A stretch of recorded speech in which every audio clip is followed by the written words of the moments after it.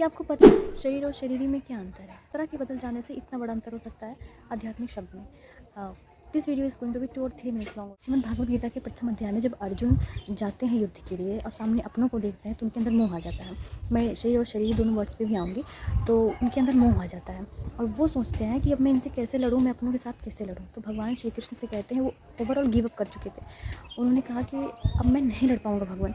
तब भगवान श्री कृष्ण ने उनसे कहा कि मनुष्य का शरीर जीव को अपने कल्याण के लिए ही मिलता है।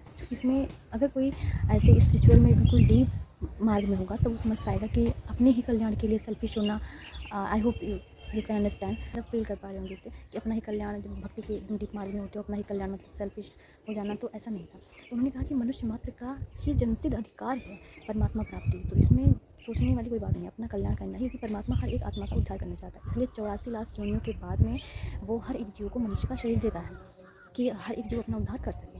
तो उन्होंने कहा कि प्रभु मुझसे नहीं हो पाएगा, अब मैं नहीं लड़ पाऊँगा आगे। तब उन्होंने, भगवान ने कहा कि हे पार्थ, तुम्हारे अंदर ये नपुंसकता, ये कायरता कहाँ से आई?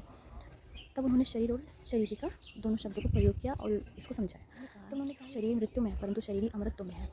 शरीर अविनाशी है परंतु शरीर विनाशी है। इस नाशवान संसार में शरीर जो है वो नाशवान ही है। उन्होंने तभी विभाग के भी दो शब्दों को बताया। दो शब्द यहाँ पे दिए विभाग के दो प्रकार, एक है जड़ विभाग और एक है चेतन विभाग। चेतन विभाग का अर्थ ये है कि जो वास्तव में है, और जड़ विभाग का अर्थ जो वास्तव में नहीं है, जैसे कि संसार और ये शरीर।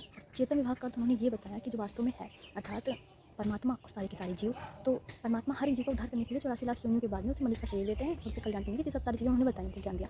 तो सारी चीज़ें उन्हें बताई और कहा कि इस मोह में तुम्हें नहीं आना। जो सामने खड़े हैं, तभी अर्जुन कहते हैं कि तब अर्जुन कहते हैं कि लेकिन मैं अपनों के साथ कैसे लड़ूँ, ये तो मेरे अपने हैं, मैं अपनों के साथ लड़ूँ कैसे? भीष्म, द्रोणाचार्य, ये सब मेरे गुरुजन के बराबर हैं और मैं अपनों के साथ जो है मैं कैसे लड़ूँ इनसे, युद्ध कैसे, बाण इन पर कैसे चलाऊँगा मैं?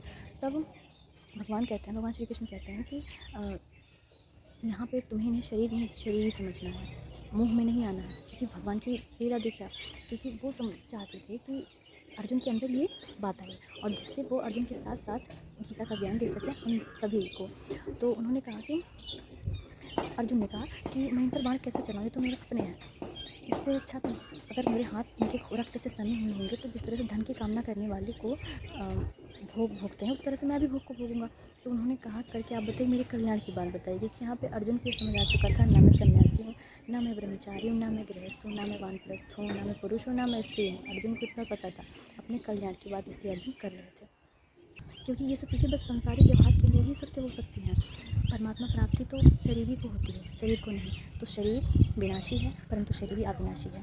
शरीर को ना कोई अस्त्र शस्त्र नष्ट कर सकता है, ना नाश कर सकता है, और शरीर को ना आग जला सकती है, ना बुझा सकती है।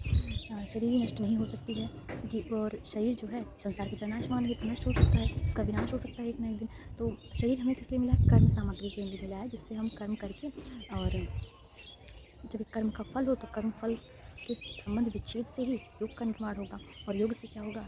जीव का कल्याण हो जाएगा। तो भगवान ने वहाँ पे इनको ये ज्ञान दिया था।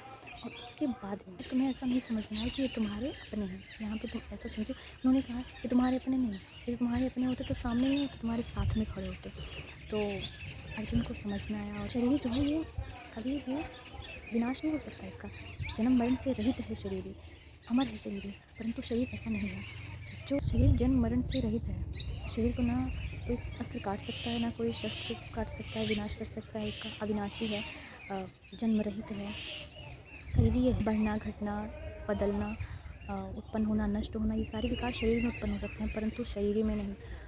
क्योंकि शरीर, तो उन्होंने कहा कि शरीर को शरीर से जोड़ने का कोई औचित्य ही नहीं है। तो इसके विषय में, शरीर के नष्ट हो जाने में शोक मत मनाओ, इन दोनों को आपस में कोई लेना देना नहीं है, इसलिए इनके विषय में मत सोचो। तब भगवान ने ये बताया हमें। और उसके बाद में कहा कि जो शरीर है, शरीरी जो है ये सर्वगत है, जो सर्वगत है वो शरीरगत नहीं है, और जो शरीरगत है वो सर्वगत नहीं है। So that's all about difference between शरीर एंड शरीरी। ऐसी अगली वीडियो में, तब तक के लिए जय श्री।